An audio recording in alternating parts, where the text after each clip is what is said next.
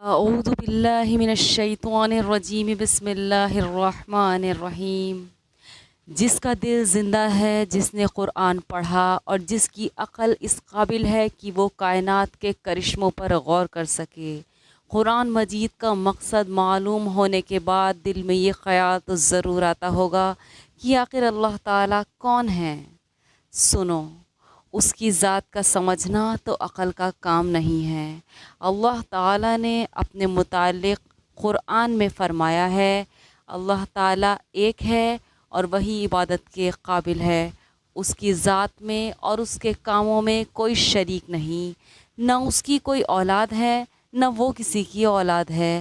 وہ آسمانوں اور زمینوں کا نور ہے، وہ ہمیشہ سے ہے اور ہمیشہ رہے گا۔ اس کو نہ نیند آتی ہے نہ اونگ۔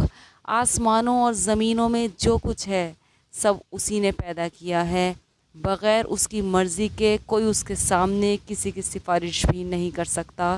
جو کچھ ہونے والا ہے اور جو کچھ ہو چکا ہے سب اس کو معلوم ہے۔ آسمانوں اور زمین میں کوئی چیز ایسی نہیں جو اس کے علم میں نہ ہو، وہ اس کا انتظام کرنے سے تھکتا نہیں۔ آسمانوں اور زمین میں جو چیز ہے وہ اس کی تعریف اور پاکی بیان کرتی ہے۔ وہی پیدا کرتا ہے، وہی موت دیتا ہے، وہی موت کے بعد قیامت کے دن پھر زندہ کرے گا۔ اللہ سب کچھ کر سکتا ہے، اس کی مرضی کے بغیر کوئی نہیں کر سکتا۔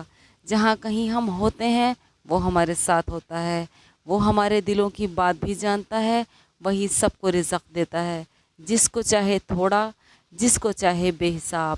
اس کے اختیار میں ہے، جسے چاہے سلطنت دے، جس کی چاہے سلطنت چھین لے، جسے چاہے عزت دے، جسے چاہے ذلت۔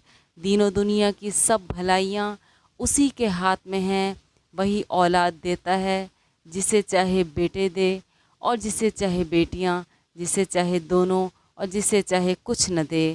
وہ کسی کو بھلائی دینا چاہے تو کوئی اس کو بدل نہیں سکتا، اور جو تکلیف کا مستحق ہوتا ہے اسے بدلنے والا بھی کوئی نہیں۔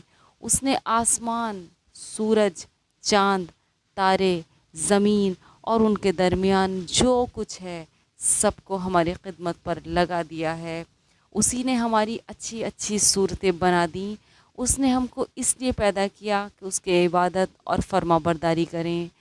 اس نے حضرت محمد صلی اللہ علیہ وسلم کو اپنا آخری نبی بنا کر بھیجا، اور حضرت صلی اللہ علیہ وسلم پر اپنا آخری کلام قرآن مجید نازل فرمایا کہ میں اس کی حفاظت کروں گا۔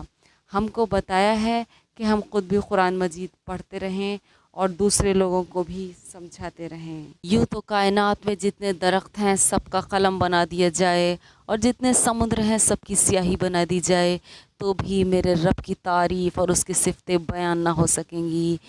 اللہ تعالیٰ کو جاننے کے لیے ہے یہ ہے مختصراً بیان کہ وہ واحد ہے، سب کچھ کرنے پر قادر ہے، سب کچھ دینے پر قادر ہے اور سب کچھ لینے پر قادر ہے۔